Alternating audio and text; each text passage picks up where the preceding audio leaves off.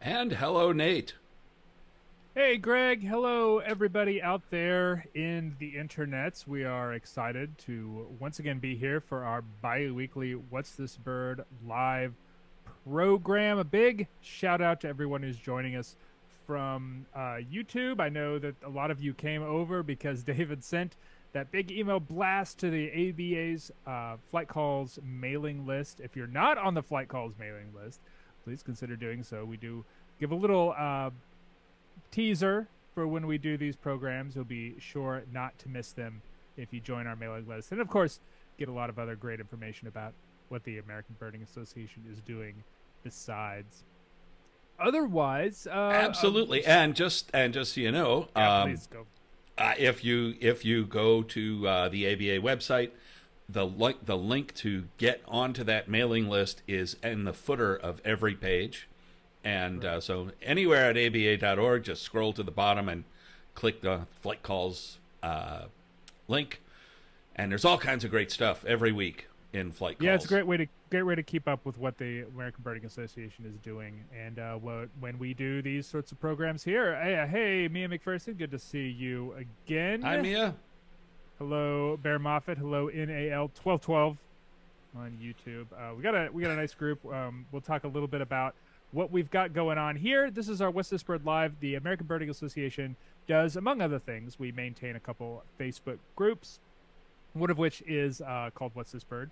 It is a community for bird identification. You know, everyone has a phone in their pocket these days, and they take pictures of birds that they would like identified. And when they do that, they post them on the What's This Bird, and we get our friendly bird identification community on it, and we help to identify those birds for you all. And one of the fun things about maintaining that group, about administering that group, and of course, as an aside, thanks to all our dedicated admins who help make that group run smoothly, is that we see from season to season the same sort of questions pop up every single year. We can kind of mark the seasons by what birds Absolutely. people are asking about. And right now, people are asking about a lot of shorebirds, about fall warblers. Those are starting to move through the eastern part of the North America in particular right now, and certainly the western as well. But a lot of birds are moving, and a lot of people have questions about them. And we're going to talk a little bit about, we'll talk through some of those identifications and kind of help you become a more informed birder. Just want to And also, yeah, please go ahead, Greg. I just want to take a quick second here, and just a quick shout out, say hi to Kathleen, Asher, Judy, John, and Debbie, who all chime in to say hi on Facebook. Hi, you guys. How you doing? And Yeah, Jane. and hello to Amy Nimala on YouTube, who says that she is going on her very first group bird outing in Wisconsin tomorrow. Congratulations! It's a great time Yeah. of year to get out and start looking at some birds. I hope you see some cool stuff. She says I might find a bird that will have to help her identify. Yeah, we'll see. Send it over. Yeah. Send it So over to Facebook if you do so. absolutely. So what we do here is we talk about the birds that have some of the birds that have come through to What's This Bird that we think are interesting, and we also take your questions. So Yep. in the chats on Facebook, Twitter, and YouTube, if you have a question or a comment or something you want to talk about birds with us, let us know in the comments, and we will do our best to get to it. We're happy to do that. We've been vamping for about 5 minutes now, waiting for people to sort of find their way into the various social media platforms that they prefer to watch these things. I think we've got a nice group here in Facebook and certainly on YouTube. Yeah. And yeah, Greg, shall we jump into the bird identification, the high Um, wire live bird identification, or do you have yeah. anything else you want to mention?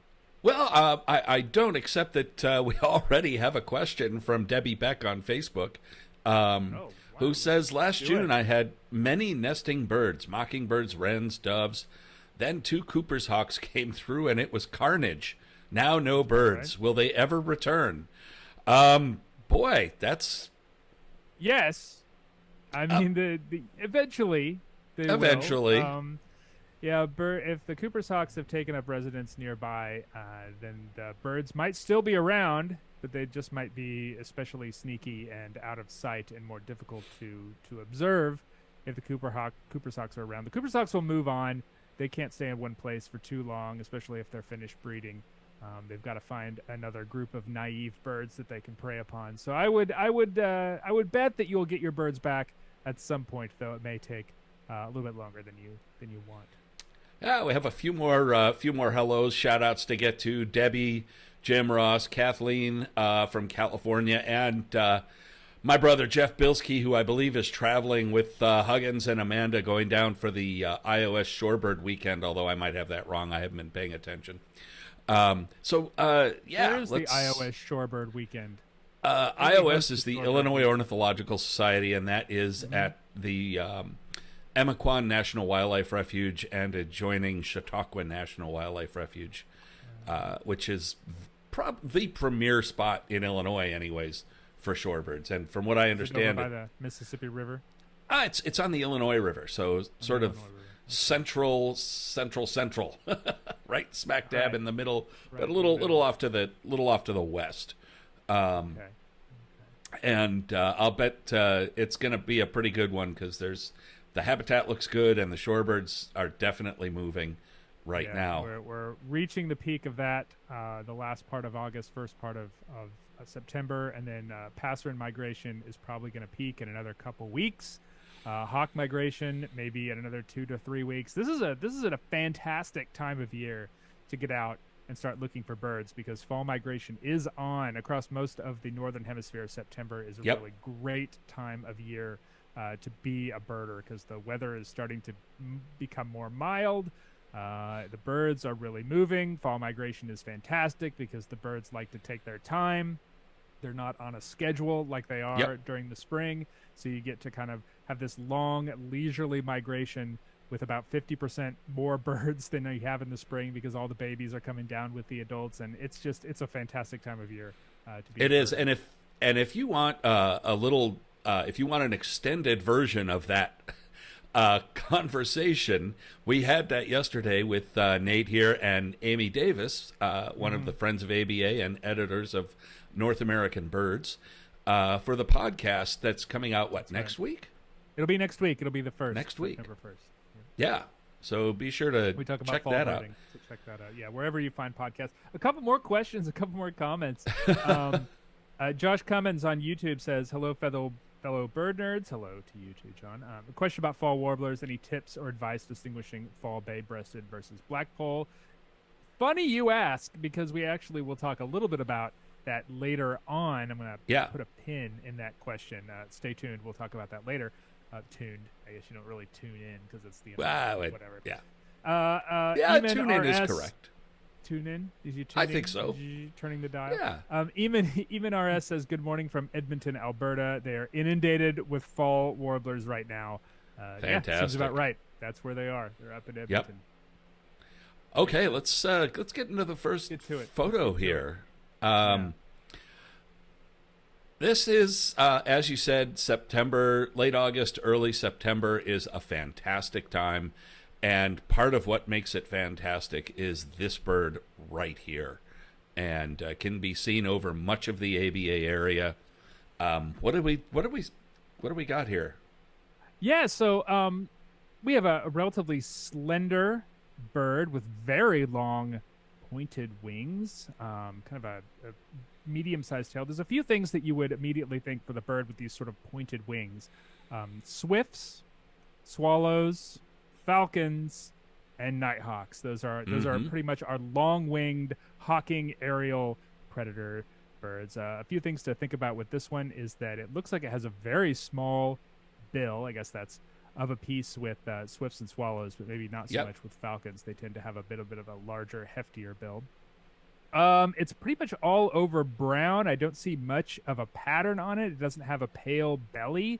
So that would eliminate most of our swallows, with the potential exception of purple martin. But even purple martin would have kind of a whitish, grayish on the underpart, especially towards the tail. I wouldn't expect any swallow to really have these sort of long, lanky wings. They have pointed wings, but they tend to be more broad-based, I should say, and a little stubbier.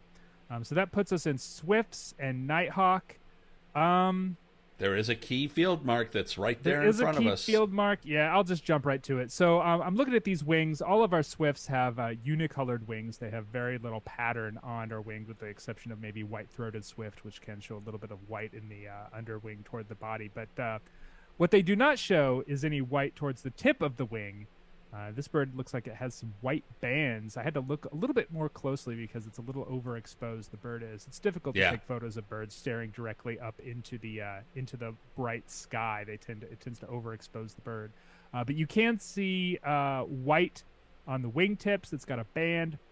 Really, only one group of birds that has that. That is our nighthawks, of which we have 3 species in North America, or rather in the ABA area. And in Long Island, New York, there's really only one this time of year. They happen to be migrating in huge numbers. I had one over my house in North Carolina just the other night while I was shooting baskets with my son. It's a common nighthawk. A lot of these moving right now. Yeah, so go out in the evening and look for them. Absolutely. And, during September when they start migrating, right now, actually, you can see them almost at any time of the day, but particularly the afternoon, late afternoon. You will notice the way they fly, which is the number one giveaway when you're looking at specks way up in the sky. You're going to have swifts and swallows and everything migrating, and especially ahead of thunderstorms. If you have late afternoon thunderstorms coming in, and if you're out before those thunderstorms get to you, the birds will push ahead of those storms, kind of ride the outflow or ride the front that's bringing them in. And the common nighthawk looks like it's constantly changing gears.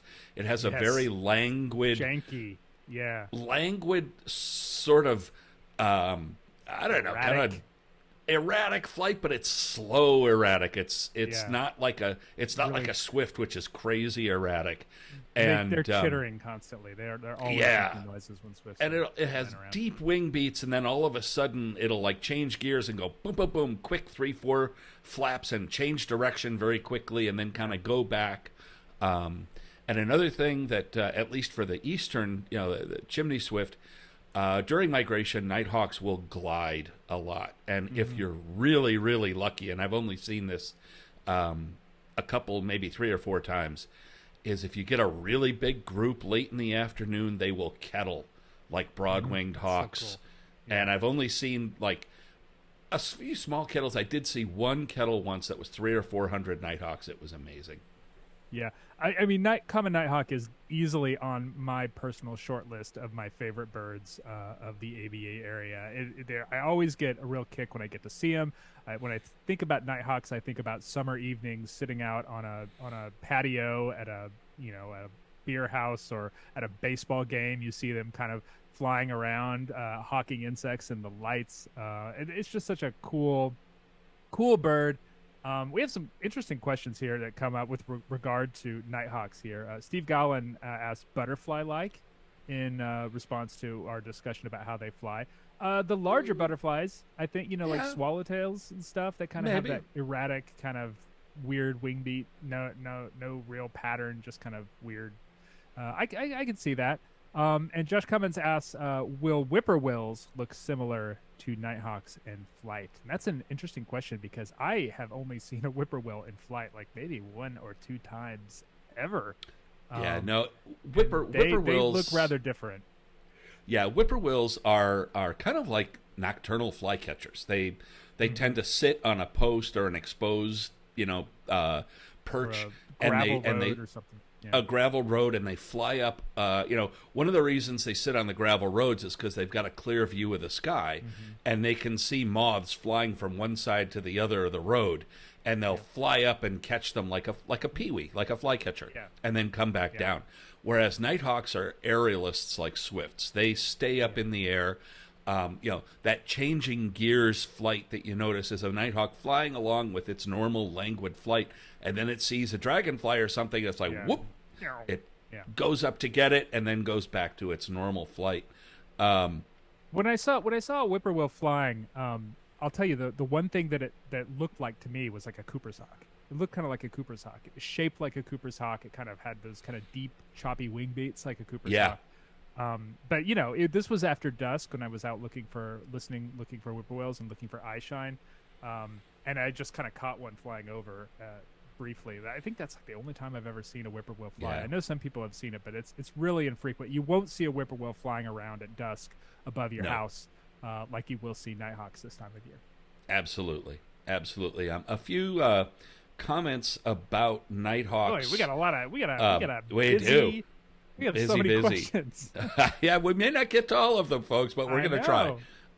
Asher Higgins says that had a friend that honed in on Nighthawk, capital Night, and was going out at like 10 p.m. looking for him. No, I suppose Duskhawk might be a better name, more descriptive, but they are out at night, and especially around lights at like shopping centers and things. They will fly around the light, the baseball big tall games. light, baseball games.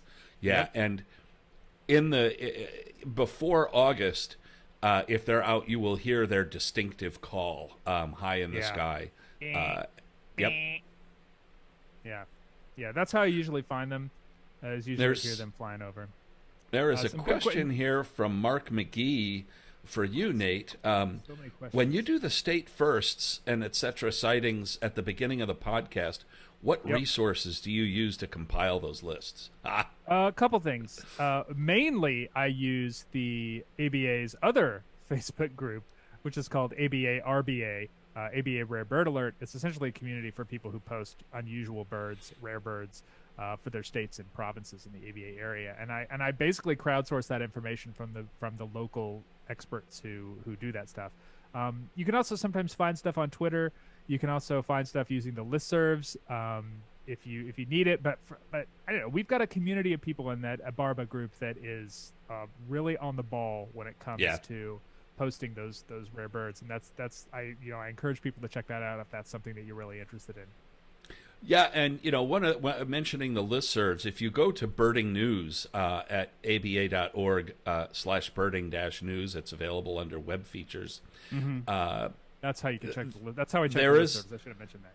Yeah, well, you did. There is a button there that says Notables, and if you click the Notables button, it pulls up the ABA Notables and state and provincial Notables as well.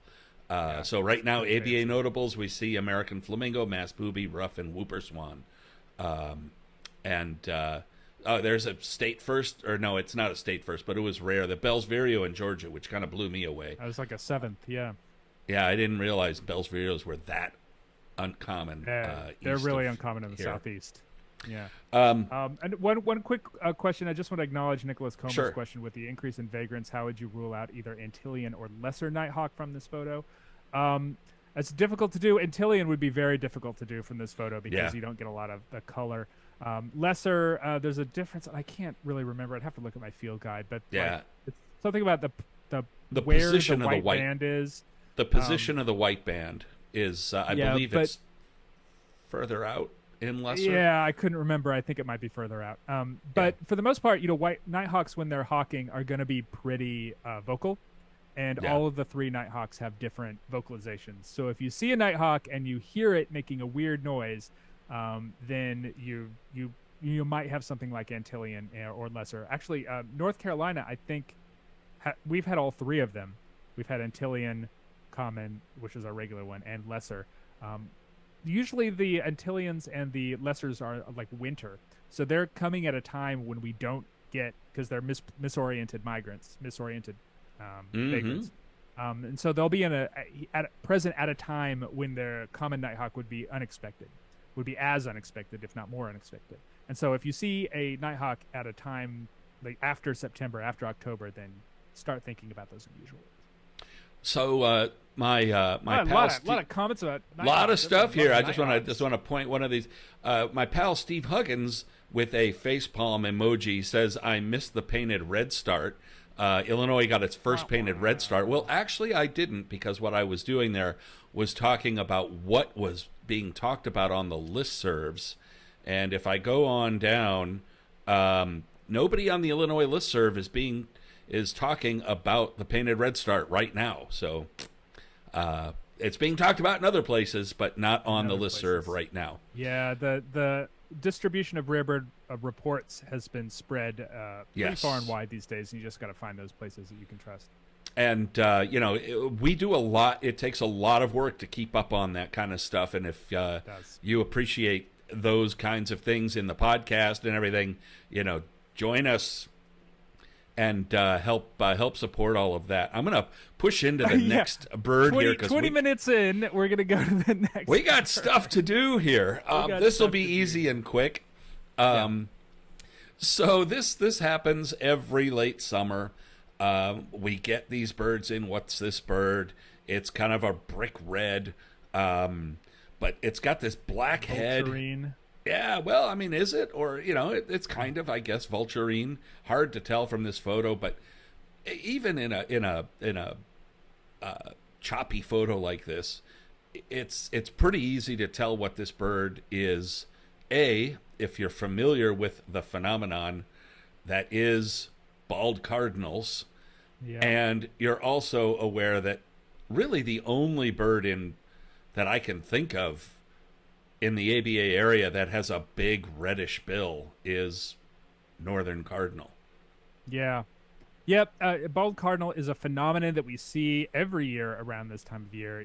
Birds molt. They typically start molting after they have fledged their final nest of the year. After those, and cardinals, especially in eastern North America, will turn out like 2 or 3 broods every single year. When that final brood is done, they immediately start molting because both raising chicks and molting are energy intensive efforts for birds, since they don't want to do them at the same time. They want to separate those. So once the chicks are gone, they start molting, and one of the things that cardinals will do is lose all the feathers in their head, and they'll turn up at your feeders looking grotesque. Like this bird. You can't really see it. Oh, There's some better photos out there. That's harsh. I'll say it. Oh, I don't think so, because when it's finished, they look fantastic. Like a winter cardinal, They do. Beautiful, impeccable. But this time of year, they look pretty rough. Yeah. All right, we're gonna blast on into the next one here. Yeah, let's do it. Let's do it. And people were asking about fall warblers. Here we so go. here Let's we talk fall go. warblers. Let's talk fall warblers. Here we go. All right, this is not a composite photo. This is it's actually not. a real photo. This is fantastic. This is, and it's a wonderful photo. And the first thing I'm going to point out here before we actually get into the birds, for those of you that maintain, that have a backyard where you can have a water feature, warblers in particular, but a lot of songbirds, but warblers in particular love splashy little water splashing over rocks. And if you have the ability to have like flagstone or a setup like this, and some trees overhead, they will come down and get you really good looks like these birds are giving here. Yep. Yeah, so we've obviously got 2 different species of warblers here. Do we? We do. Look, they are different sizes. The one on the right is significantly larger than the one on the left. One has wing bars, and the other does not. One appears to have some faint streaking here on the breast, and one is pretty clean all over, clean green. What's funny about this photo is that, I think fall warblers, Roger Torrey Peterson called them confusing fall warblers. I think he may have overstated that a little bit. I think most warblers are not terribly difficult in the fall. They tend to show shadows of their spring plumage, and you can use that to identify them. But these are 2. There are a couple species pairs, species groups that can be a little bit more difficult. And these are 2 of them, actually, which was kind of funny. So which one do you want to start with, Greg? Do you want to start with the bird on the right or the bird on the left? Well, let's start with the bird on the left. Okay, bird on the left.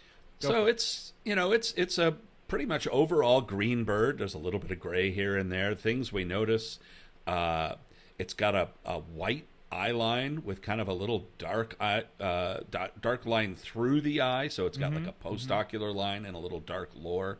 It's got a very sharp pointed bill. Yeah, compare the size of those bills. That's really yeah, and really, if you go through your field guide, now this is in Wisconsin, so we're going to go through our field guide of eastern warblers. There's only a few that are like just overall green like this with the sharp little pointed bill. And two in particular that can be confusing this time of year. Yep. So those two warblers are the ones in the Vermivora genus, or at least they were. The warbler genera have been kind of messed with a lot in the recent years, so I'm pretty sure that both Tennessee and orange-crowned warbler are both still in Vermivora, which tend to be sort of compact-bodied birds, rather short-tailed birds with a very tiny, fine bill in terms of warblers. So there, in case you missed it, Nate just dropped the confusing pair. That's true. That they were. Let's just run into it. Yeah, run right into it. Let's run right into it. Tennessee and orange crowned. So Tennessee, which generally in the spring tends to show a lot more contrast between the upper body and the upper parts and the underparts. These first female Tennessee warblers can be green all over, which is more of a feature that we associate with orange-crowned warbler and all types, all seasons. But this feels more like a Tennessee to me than an orange-crowned. You can tell me if I'm going the wrong direction, Greg.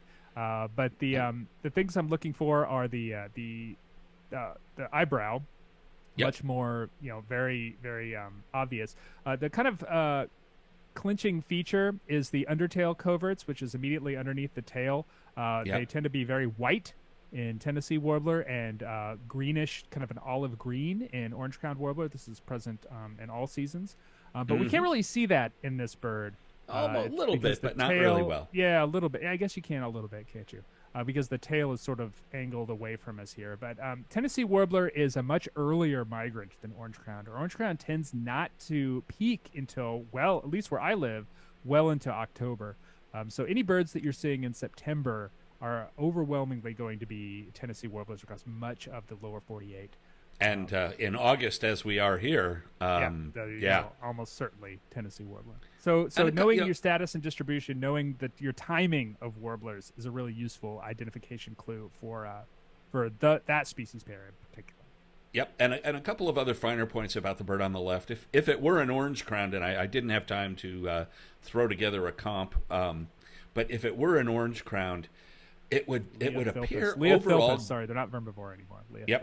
It would appear overall grayer, especially around the head, and it would show noticeable eye arcs, and the orange-crowned typically shows noticeable eye arcs, which are like the bird on the right is showing eye arcs.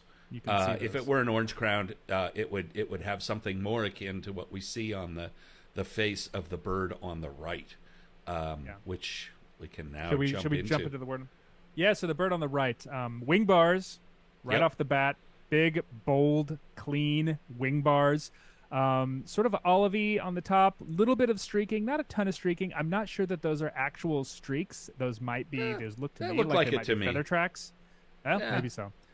But so this is one of the other confusing fall warbler species pairs, which is blackpoll versus bay-breasted, and also you can throw pine into there too, because sometimes pine can be a little bit confusing with this group too, because they have wing bars as well.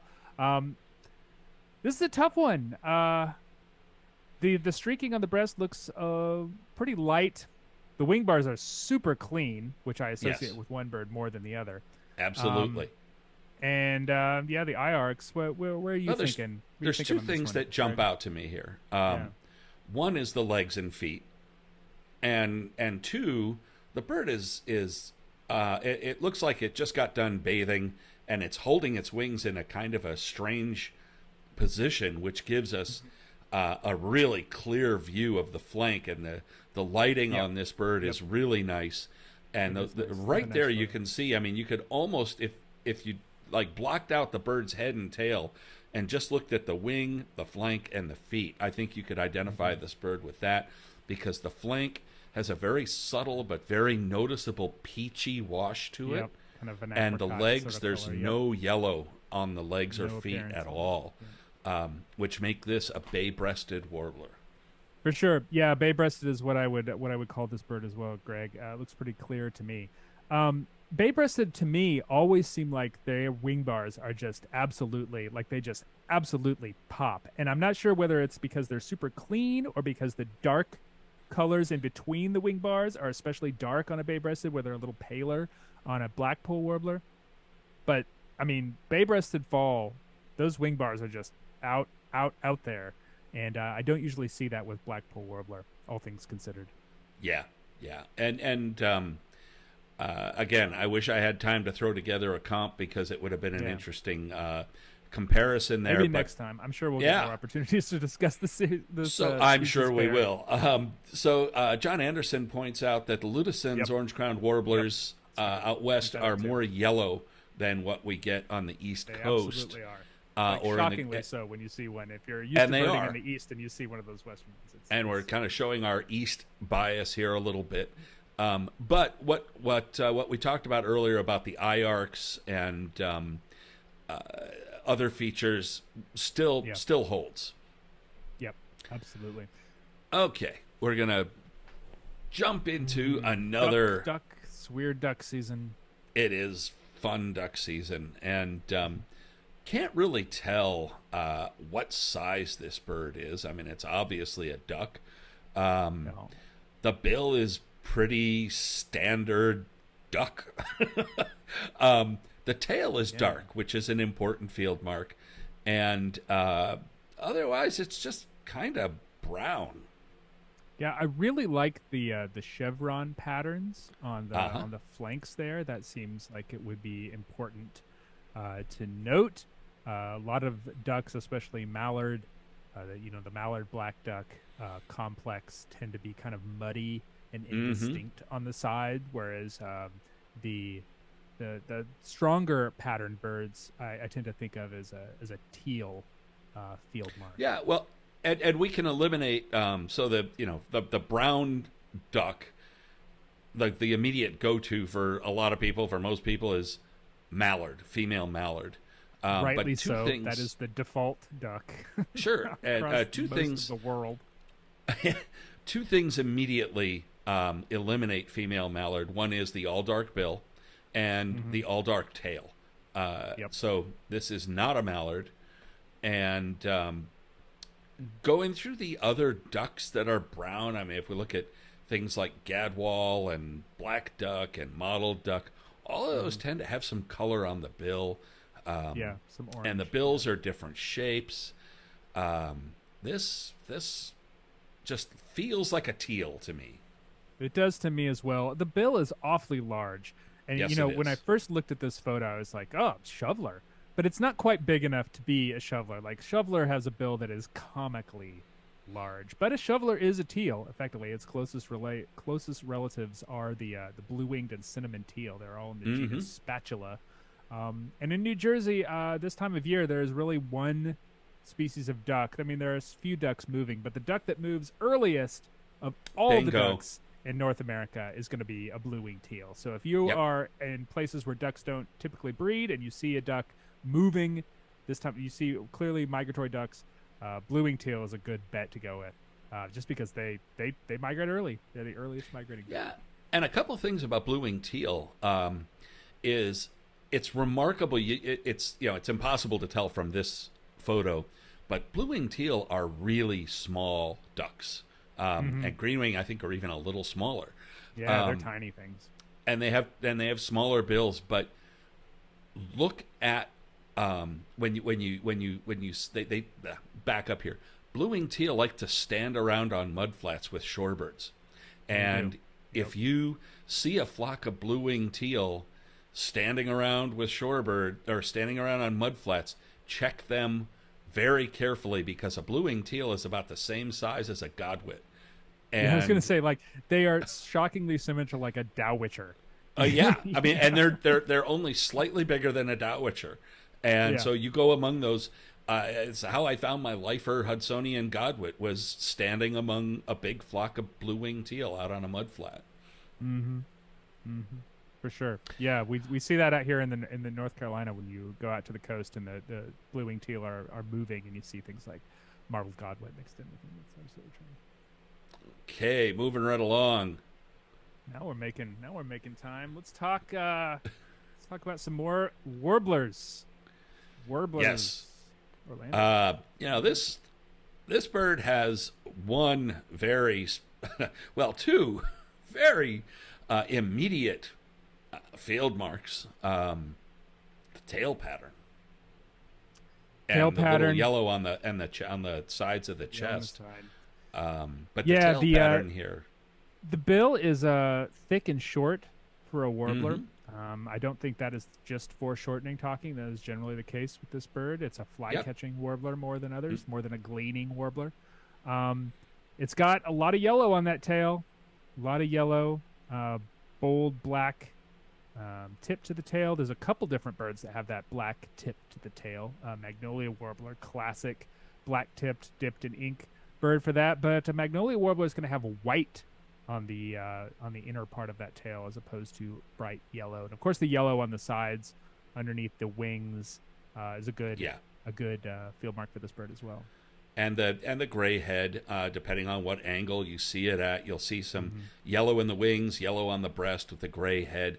But that tail is unique to the American redstart, and they also, in this case, American yellow start. American yellow start, exactly. They kind of flip it and sashay it around. And that's one They're thing. Very active. When you see them up high in the trees, you'll see a bird that flips its tail side to side and kind of spreads it, and you can discount the redstarts right away and move on to the other warblers that may be a little more uncommon that you're trying to find. The one thing that you are most likely to mistake a redstart for this time of year is actually a falling tulip poplar leaf, I should say. I was going to say tree, really? Tree, yeah. No, but you see those tulip poplars, they turn bright yellow early in the fall, and they start dropping leaves, and they look exactly like redstarts. Yeah. So you get confused because redstarts do that kind of flipping and sashaying and falling kind of behavior as they glean insects on the branches, and they look just like a falling leaf. It's probably actually an evolutionary advantage to do so, but it's fascinating, fantastic, great bird. Yeah, let's see here. We've got a few comments here on Facebook. Alex Cruz says that he has a couple of them in his yard, fluttering and falling as they capture insects. He also has some male black. He has a male Blackburnian. Oh, nice. Which says first of the year. Alex, I hope you're meaning first of the fall. But fall. if it's first of the year, that's cool too.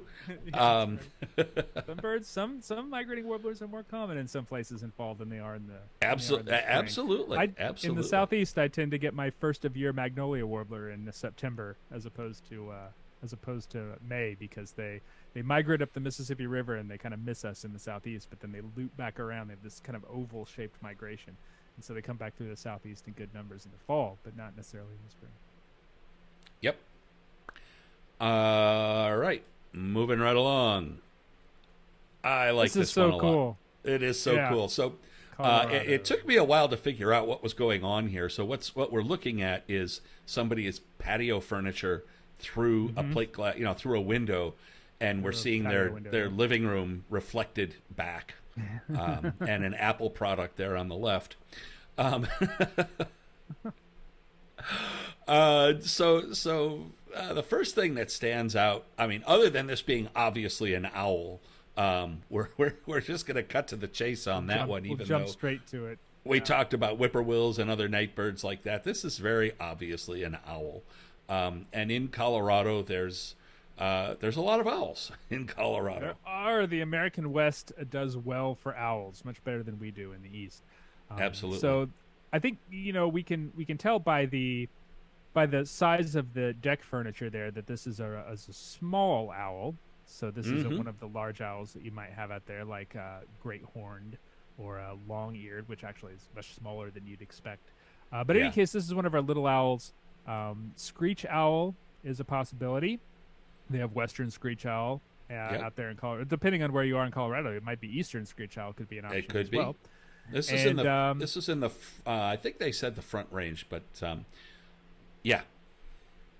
Yeah, someone noted there might be is that a roast turkey in the reflection, or is that a pillow? I think it might be a pillow. I can't imagine someone would a put a throw blanket roast laid on turkey top of on their on the couch, arm of the duvet. their sofa. Um, Yeah.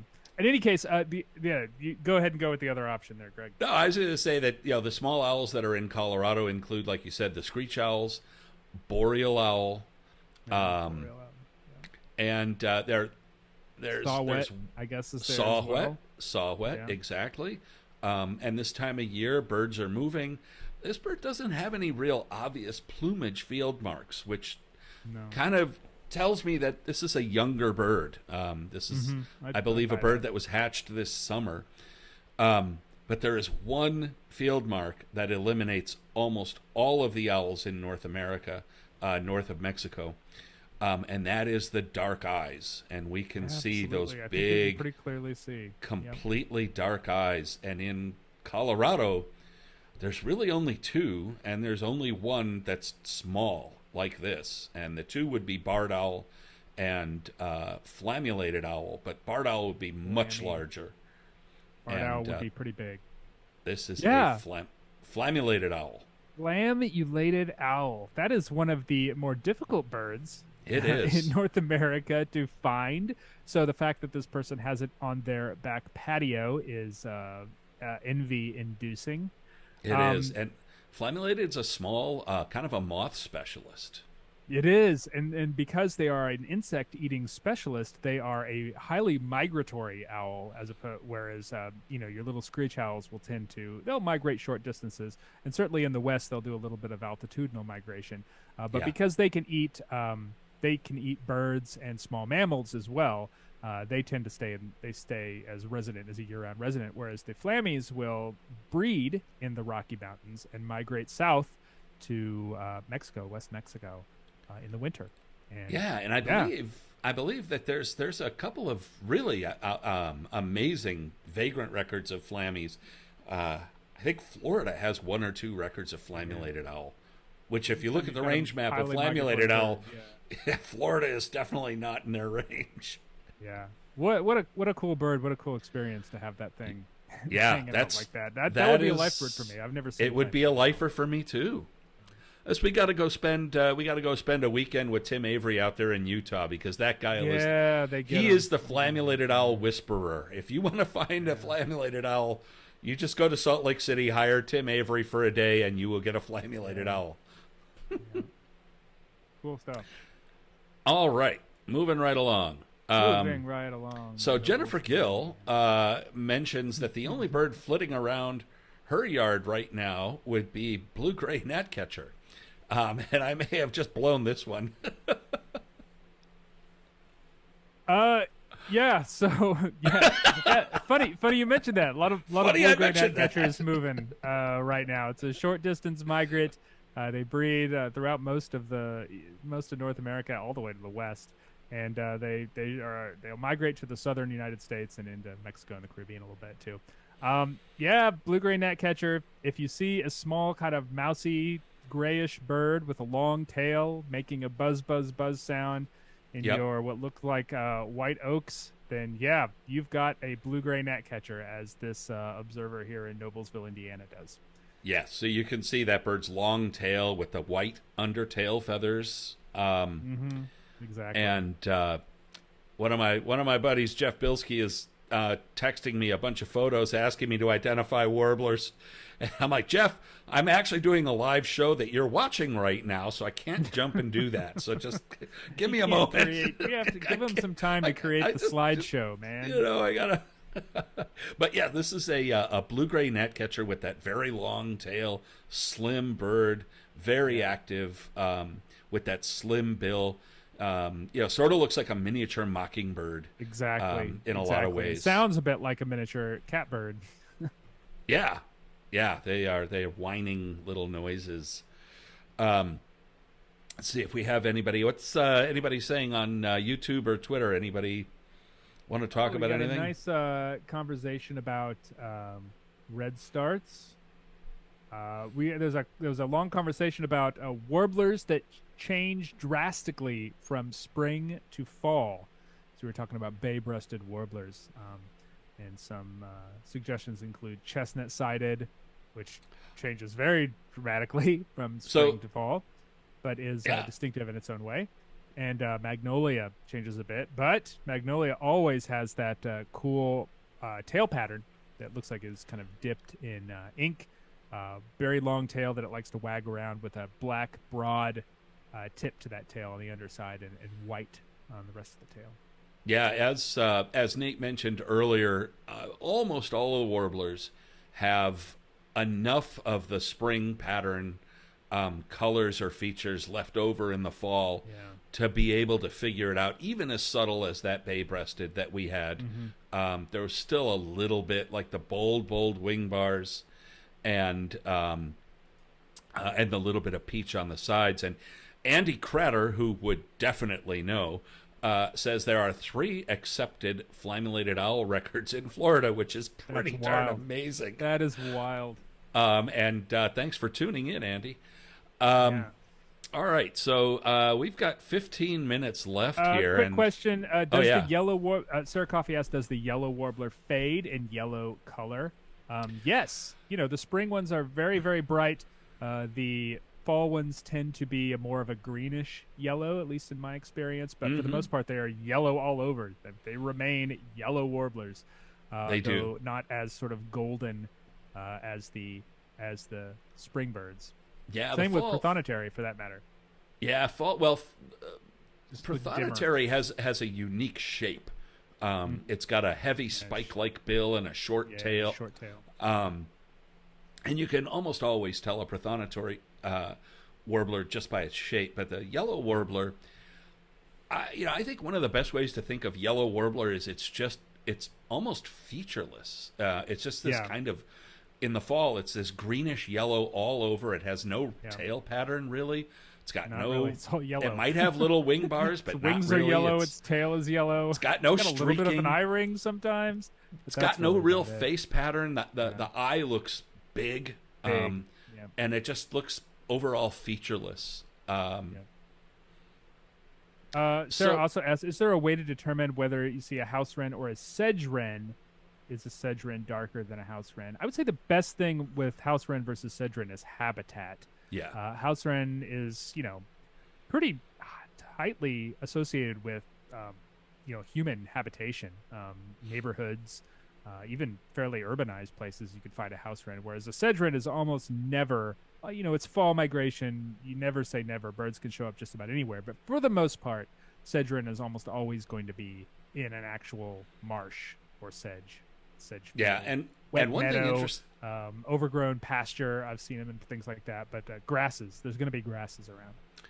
And one thing interesting about sedge wren is that this is it's a spring migrant that migrates with the other wrens that we get in the east, and marsh wren, house wren, and they come through and they tend to go to the northern sedge marshes in Wisconsin, Minnesota, and breed there, and up into southern Canada and breed there. And then they come south and they breed again in August in places like Illinois and Iowa and lower Michigan. And then it's believed, and I know there's a study about this, and I can't remember the details of it off the top of my head, but then they go south, like near the Gulf, and they breed again. And so the birds you see in August, sedge wrens in early August, are actually breeding. Huh. Sedge wren is a fascinating species. It is. It was recently split. Sedge wrens range all the way. Well, they used to before. They had many different populations that range all the way into Middle America, Northern South America, and a lot of those Northern South America birds, which are non-migratory for the most part, were recently split by the taxonomic committees. And now they are, I think, I want to say that's like grass wren or grassland wren. I forget which one it is. I picked one up off a split, but they're all over the place. They have the only ones that are really migratory are the ones that breed in the ABA area.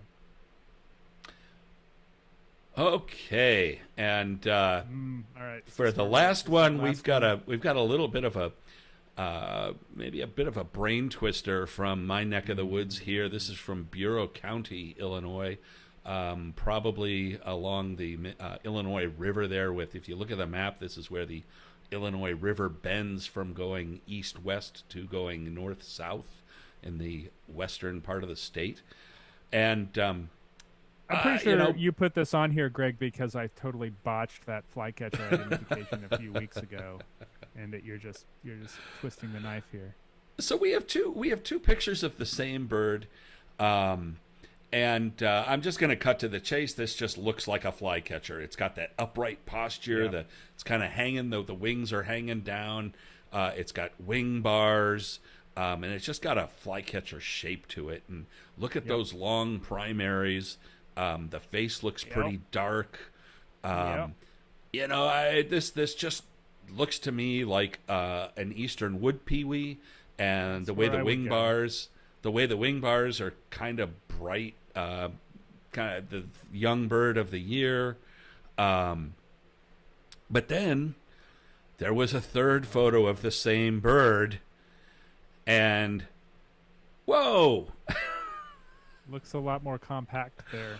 What the heck is that now? That does not look like the other two pictures at all. And Jennifer Gill chimes in, least flycatcher, and no, those long primaries Wings rules out. Long. Yeah. Only two birds. Now we see some white in the lures and what appears to be a white eye ring, which would not be good for an eastern wood pewee. But we really can't tell if that's artifact or, you know, because the picture isn't so good. So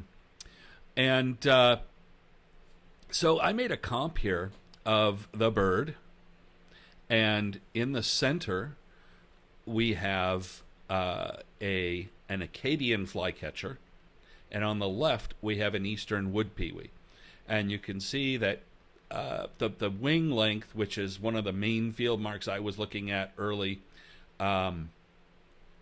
is about the same. Acadian flycatcher is one of our longest winged Impidinax flycatcher. Absolutely. I tend to rely on, just all over color when I'm trying to identify them by pewee. And peewees look so dark and gray brown, and Acadian flycatcher looks so green. But with the quality of these photos, it's impossible to tell exactly what color we're sort of looking at here, because as you say, Greg, it looks like it could go either way depending on it is. And if you squint, I am squinting now. If you squint, the color of the bird on the right, which is the one we're discussing, kind of looks a little bit more like the bird in the center, which is the Acadian flycatcher. Yeah, for sure. But that's really, like Nate was saying, But one other thing I see is that there's a little pale patch behind the auricular, which if you look carefully at peewees, they kind of show that sometimes. Yeah, right in the back of the head, the ear. Yeah. Yeah, but yes, Jennifer Gill, that is correct. These are three different birds. The one on the left is an eastern wood pewee. The one in the center is an Acadian flycatcher, and the bird on the right is the mystery bird that we are discussing. The thing that really throws me off about the bird on the right is, as Nate pointed out, when it turned to give us broadside, turned its head, and it seems that it shifted its position a little bit.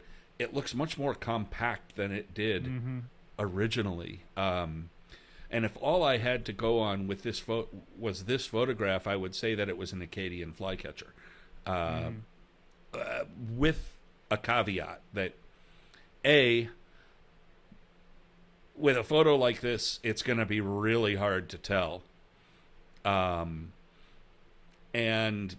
B, I think that if I had this bird in front of me live, I think I'd be able to tell what it is right away, because I agree.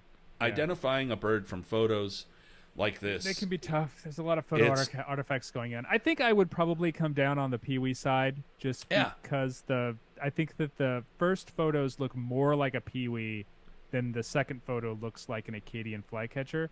And just kind of knowing that photos can be screwy. But if someone came up with a better quality photo that was like very clearly an Acadian flycatcher, like I wouldn't feel bad about switching over, and I would be, all right, I'll go with that too. So I would be I could be easily convinced, though I lean Pee-wee. Yeah, and John D. Anderson asks, about primary projection differences between Empidonax and Pee-wees. And yes, for the most part there is, except with this pair that we're talking about right here, where the difference is it's not enough where it's slam dunk one or the other. Right, exactly, yeah. And, that takes us to... I'm looking at the comments both on YouTube and Facebook, and there is a wide variety of people going one direction or the other. It seems about half and half. So I guess that is the point that you were making, Greg. The point that I'm making is birding is hard. Birding is hard. Birding is challenging. I would say birding is challenging. It's easy to go birding. It's easy to get out and go birding. It is easy to go birding. If you're using a Twitter hashtag, you don't want to waste your characters on a long word like challenging. Absolutely. Yeah, I mean, a bird like this with the photographs we have, just throw your hands up and go, well, it's one or the other, but we really can't tell. And photos can be tough that way. And my buddies had a picture of a bird that was seen on the Chicago lakefront this week. Beautiful photos. You could count the bird's feathers. Slam dunk as far as the quality of the photos. And we really can't tell if it's a juvenile trails or a yellow-bellied. Yeah, don't you introduce the H word in there? And, from the photographs, you really can't tell if it's a yellow-bellied or a juvenile trails, which would be either alder or willow. And that might seem, you look at the photograph or at the field guide, that might seem like, oh, come on, any birder who really knows what they're doing could tell the difference. Like, no, there's some birds you just idealized version. Of there's some birds you just got to throw your hands up and say, yeah, I don't know what that is. We get that a lot in the southeast with the Acadian flycatchers versus yellow-bellied flycatchers. Because Acadian flycatchers, especially those first-year birds, those young birds, can be very yellow-bellied. They can be very kind of yellowy green on the front. It's never quite as, there are plumage clues that will lead you in the direction of yellow-bellied if it really is a yellow-bellied, but it's a very easy mistake to make for novice birders and even for experienced birders. Absolutely. So we are rolling up on the 1 hour mark here. Wow. If you guys have any, think we'd get there. I didn't think we'd get there in time the way we started, Greg. I didn't either. But not our first rodeo here. We can go a little bit over. So if you guys, we've got a couple minutes left. If you guys have anything else you want to talk about, let us know in the comments. I'm gonna scroll back through some of the comments to kind of hit some of the stuff that we missed. So if you asked a question, feel free to throw it up there again, or if I don't get to it. There's a question. Margaret Pothig asked, is the flat bill shape unique to flycatchers? It's unique to fly space catchers. So catching birds tend to have a flat bill that enables them to kind of have a greater surface area. They also frequently have rictal bristles, which are little feathers that act like a sort of a net that come out the side that allow them to grab things.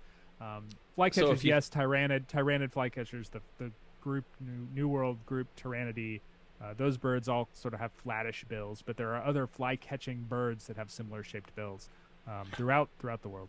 And if you think about it, the ultimate expression of that bill shape is the birds we were talking about at the beginning here: nighthawks, whippoorwills, caprimulgids, where the bill has evolved to be extremely short and extremely wide just basically function as a butterfly net. Yep. It's pretty wild if you look at some of those photos of like a chuckwill's widow opening its mouth, opening its maw. Chuckwill's widow is a pretty extreme example of it. The bill looks so super, super tiny, but if the mouth opens, it is absolutely enormous. And Chuckwill's widows it's a pretty good sized bird. They will actually, it is. They don't just fly catch moths, large moths, which is what they're sort of evolved to take advantage of, but they'll also catch like small birds as well. Oh yeah. We have situations where Chuckwill's widows here in North Carolina in the Outer Banks will overwinter because they can pretty much catch small passerines throughout the winter when the bugs are asleep and subsist on those, which is pretty absolutely pretty amazing. A gnatcatcher myrtle warbler killer. Yeah, or myrtle. I mean, a warbler gnatcatcher, perfect meal for a Chuckwill's widow. Chris Benish, who definitely knows his birds, says the photo artifact is working here. He says he's in Camp Pee Wee. Yeah, I mean, like I said, it's or as Nate said, if we got better photos, definitely proving one way or the other, I would go there. My first impression from the first two was definitely Pee Wee. Some other discussions. Chris Ortega asks, what is the deal with Maine and first record raptors? Technically speaking, the Stellar Sea Eagle and the Great Black Hawk were not first records. They were just birds that were seen elsewhere in the country before they turned up to Maine. Now, the Eastern Marsh Harrier that was seen first yesterday and again today, again this morning. That may be a legitimate first, depending on how you interpret the Virginia record from 1994. Someone on Twitter said, I haven't been paying attention to Twitter. That's my fault. That when you're at a house party, how can you tell somebody who's from the Midwest when it's time to go, they slap their thighs and say, "Welp." And I am saying, welp, it is 1 o'clock and time for us to push on out. And if you enjoy what we do here, please consider joining the American Birding Association. I always get that wrong. It's taken me a while to realize where it is. It's right there. aba.org/join. For the price of a cup of coffee a month, you can be a member and have access to all of our wonderful magazines, Listing Central, and stuff we have coming down the pipe. Now is a really good time to be a member of the ABA because there's a lot of exciting things happening. And we will be at the Cape May Birding Festival coming up next month. And then after that, we will be at the Rio Grande Valley Birding Festival, so you can pop in and say hi to us in person. Go birding I might with even us. be at the Rio Grande Valley Festival. So yeah, just putting that out there. If you're going, we will be back at some point. In 2 weeks, I will have to miss the next one. I'll be in Panama for one of the ABA events. If you want to check out those and potentially travel with us, go to aba.org/travel. We have a lot of great things going on there. And otherwise, we will be back when we make time for it. It could be Greg and Ted next time. We will see. Yeah. But join on the ABA's newsletter, the weekly newsletter, and you'll be able to get a heads up when we come back next time. Absolutely. Otherwise, thanks to everybody. We had what a great. We had a lot of people today, and all the social media. A lot of people watching us. We really appreciate it. We do. Will be. We'll see you around. Check us out. Yeah.